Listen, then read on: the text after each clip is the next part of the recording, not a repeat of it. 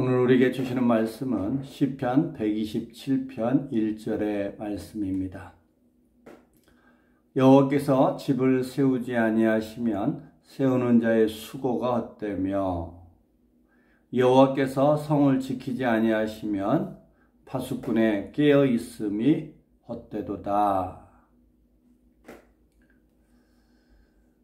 이 말씀은 제가 주례 말씀으로 가장 많이 사용하는 말씀 중에 하나입니다. 우리는 결혼을 앞에 두고 신랑 신부가 소망하는 그 삶의 이야기들을 들어보면 사랑해서 또 행복한 가정을 이루고 믿음의 가정을 이루어야 되겠다는 소망과 꿈과 또 열심들을 가지고 결혼을 준비하고 또 가정을 세워갑니다. 그럼에도 불구하고 한 10년쯤 지나고 나면 그래서 행복하세요? 그래서 그 결혼이 복된가요? 이렇게 물으면 그렇다고 답하는 사람들이 많지 않습니다. 웃고 넘어간다는 것은 참 생각과 다릅니다. 이런 의미일 것입니다. 그런 물음이 많았어요. 사랑해서 또 기도하고 하나님 앞에 마음을 다하여 그 가정을 이루려 했는데 왜 어려울까? 제가 경험하면서 발견하게 된 것은 결혼을 앞에 둔 그 각각의 신랑 신부가 결혼해서 남편과 아내가 서로 다른 설계도를 가지고 있다 하는 것을 알았습니다. 그러기에 하나님이 두 사람을 통하여 이루어갈 그 가정에 대한 설계도가 있고요. 남편의 설계도가 있고 아내의 설계도가 있는 것입니다. 건물을 하나 짓는데 세 개의 서로 다른 설계도를 가지고 건물을 지으면 그 건물이 안전하고 또 그 건물에 건설하는 과정이 결코 순탄할 수가 없겠지요. 아니, 세 개의 설계도를 가지고 건물을 짓는다는 것 자체가 어쩌면 불가능한 일이 될 것입니다. 우리의 결혼과 또 각 가정이 어쩌면 이 불가능한 일에 도전하고 있지 않나 싶습니다. 저 역시 다르지 않았습니다. 결혼할 때 앞서 말씀드렸던 것처럼 저는 여러 반대를 무릅쓰고 또 사역자의 길을 갔기에 제 마음 한편에는 조급함이 있었던 것 같습니다. 그러다 보니 자연스럽게 또 아내에게 나의 조급함이 투영이 될 뿐만 아니라 아내는 제가 전도해서 또 성경 공부를 가르쳐서 함께 결혼에 이른 저희 과의 후배이기도 합니다.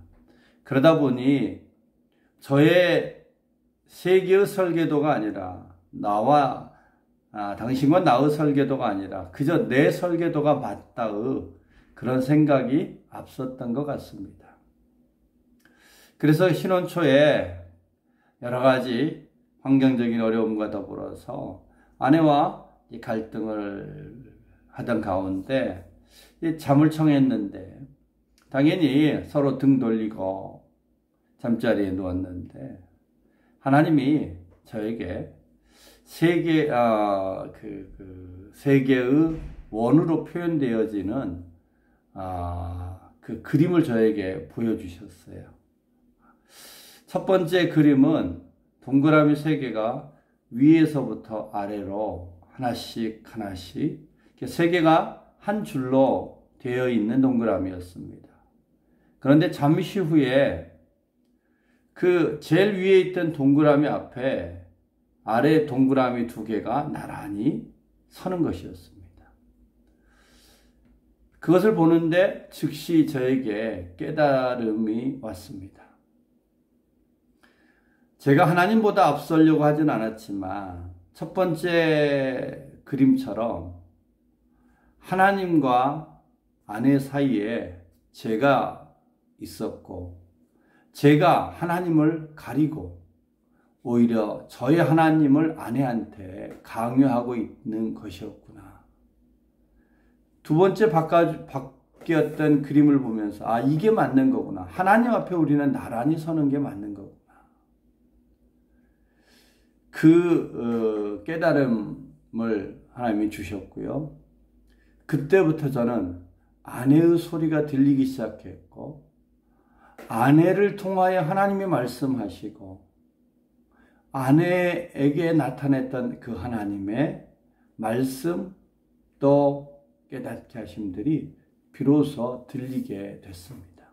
그래서 제가 만난 하나님과 아내가 만난 하나님을 함께 공유하며 비로소 하나님이 우리의 가정의 주인이 되어질 수 있었습니다. 그런데 아직도 많은 경우는 자기의 설계도를 가지고 살려고 하는 것 같습니다. 하나님이 세우지 아니하면 세우는 자의 수고가 헛되다 했습니다. 어쩌면 우리는 다 그 헛됨을 반복하고 있지 않나 싶습니다. 저는 결혼을 통해서 하나님을 알게 된 부분이 어쩌면 신대원에서 석사, 박사 과정을 공부하며 얻었던 지식보다 훨씬 더 귀한 것이었다 이렇게 생각합니다. 아내와의 사랑을 통한 그 친밀함의 복이 뭔지를 알았고요. 자녀를 키우면서 하나님의 그 사랑이, 자녀된 우리를 향한 사랑이 얼마나 깊고 풍성한지를 제가 아비가 되어 보니 알겠더라고요. 그래서 저는 감히 이 땅에 누릴 수 있는 최고의 복 중에 하나는 믿음의 가정을 이루는 복이 아닌가. 하나님의 설계도를 따라서 우리의 가정을 세워가는 것, 그것이야말로 우리가 누리는 최고의 복이라고 생각합니다. 그러기에 우리 가정뿐만 아니라 한 사람의 인생에 있어서도 내가 그린 설계도가 아니라 하나님이 그리는 설계도를 따라서 살아가는 우리의 삶, 우리의 가정들이 다 되면 좋겠다 싶습니다. 오늘 혼자서 이제 둘레길을 오랫동안 걸으면서 지난 시간들을 이렇게 돌아볼 때 하나님이 주시는 감동 중에 하나가 이런 거였습니다.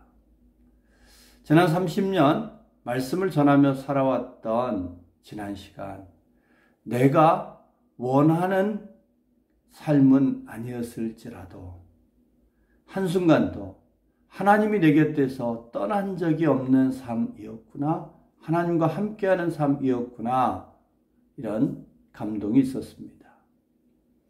그것이 우리의 한 사람의 인생뿐만 아니라 우리의 가정도 동일하지 않을까 싶습니다.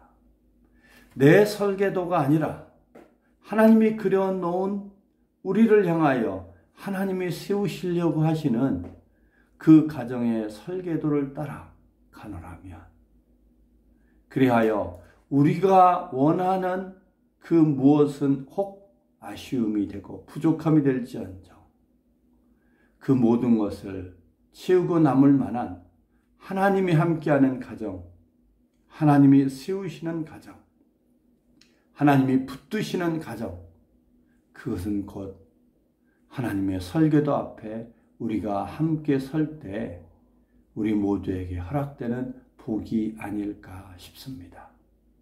그러기에 오늘도 혹 내 설계도를 앞세우며 주장하려고 하지 않는지 돌아보십시다. 한 인생을 보낼 때 하나님은 분명한 그 사람을 위한 계획과 소망을 가지고 보내시듯 한 가정을 이룸에 있어서도 하나님은 그 가정에 대한 분명한 소망과 계획이 있으실 것입니다. 하나님의 설계도가 있다, 이런 얘기입니다. 그러기에 그 설계도대로 하나님이 세우시게 하는 것, 그러기 위하여 잠시 내 것을 내려놓고 우리가 뒤로 물러나 있고 우리의 입을 멈추고 우리의 분주함을 하나님 뒤에 내려놓을 때 하나님이 세우시는 가정이요 하나님의 설계도대로 하나님께서 그 가정과 인생들을 세워가게 될 것입니다. 그 복을 우리 함께 하나님 앞에서 누려가는 우리 모두가 되었으면 좋겠습니다. 이 아침 혹 현대를 사랑하는 우리의 마음 눈 뜨자마자 보이고 들리고 또 우리의 욕심과 욕망을 따라서 내 인생에 대한 설계도, 내 계획 그것을 향하여 다름질하다가 결국 하나님의 설계도를 놓치는 그 실수를 범하지 않도록 하십시다. 저는 하나님이 보여줬던 그 작은 순간의 그림이 저와 아내와의 관계를 너무나 복되게 만들어줬고요. 오늘 본문 말씀처럼 하나님이 세우시는 가정이 되게 하는 일에 귀한 시작점 되어졌고 저의 부족함과 저의 조급함을 고치시고 또 내려놓게 만들었던 귀한 말씀입니다. 그러기에 우리를 향한 하나님의 소망과 계획이 있음을 믿고 오늘 하루도 그 하나님의 설계도에 집중하는 그런 삶을 살아가는 우리 모두가 되셨으면 좋겠습니다. 기도하겠습니다. 하나님 아버지, 때로는 욕심을 따라, 때로는 조급함 때문에, 때로는 우리의 상처 때문에, 때로는 우리의 열등감 때문에 우리가 원하는 우리의 계획, 우리의 소망, 우리의 설계도를 과하게 주장하다가 때로는 내 배우자의 귀한 소리도 듣지 못하고 그 배우자를 통하여 일하시는 하나님도 잃어버리는 그런 실수 우리도 범할 수 있사오니 하나님이 세우지 아니하면 세우는 자의 수고가 되다 하셨던 이 말씀 앞에 우리 다 엎드려 하나님이 세우시려고 하셨던 하나님의 설계도를 따라 우리도 하나님과 함께 살아가는 하나님을 앞세우며 살아가는 그런 복, 그런 날 되게 하여 주옵소서. 예수님 이름으로 기도하였습니다. 아멘. 우리의 소망들, 계획들 귀합니다. 그러나 하나님이 우리에게 품고 있는 것보다 더 귀할 수는 없을 것입니다.